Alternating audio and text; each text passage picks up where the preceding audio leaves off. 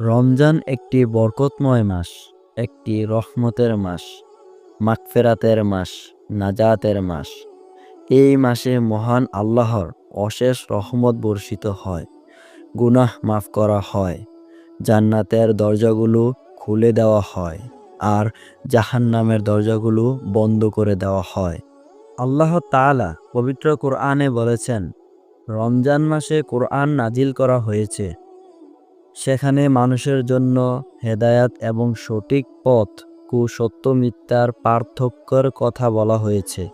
এই মাসেই মহান আল্লাহ তাআলা আমাদের জন্য সবচেয়ে বড় নিয়ামত আল কোরআন নাজিল করেছেন। তাই এই মাসে কোরআন তেলাওয়াতের বিশেষ ফজিলত রয়েছে। রাসূল সাল্লাল্লাহু আলাইহি সাল্লাম বলেছেন, যে ব্যক্তি ঈমান ও নেক আমলের নিয়তে রমজানের রোজা রাখে, তার পূর্বের সকল গুনাহ মাফ করে দেওয়া হয়। সুবহানাল্লাহ। রমজান শুধু রোজার মাস নয়, বরং ইবাদতের মাস।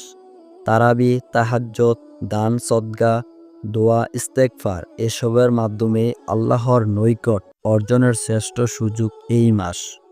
রমজানের শেষ দশকে রয়েছে লাইলাতুল কদরের রাত, যা হাজার মাসের চেয়ে উত্তম। এই রাতে আল্লাহর বিশেষ রহমত বর্ষিত হয়। রমজানের শেষে আসে ঈদুল ফিতর, খুশির দিন। কিন্তু আসল খুশি সেই ব্যক্তির জন্য যে এই মাসের সঠিক হক আদায় করতে পেরেছে এবং আল্লাহর রহমত লাভ করেছে। হে আল্লাহ, আমাদের সবাইকে রমজানের ফজিলত অর্জনের তৌফিক দিন। আমাদের গুনাহ মাফ করুন এবং জান্নাতের পথে চলার তৌফিক দান করুন। আমিন।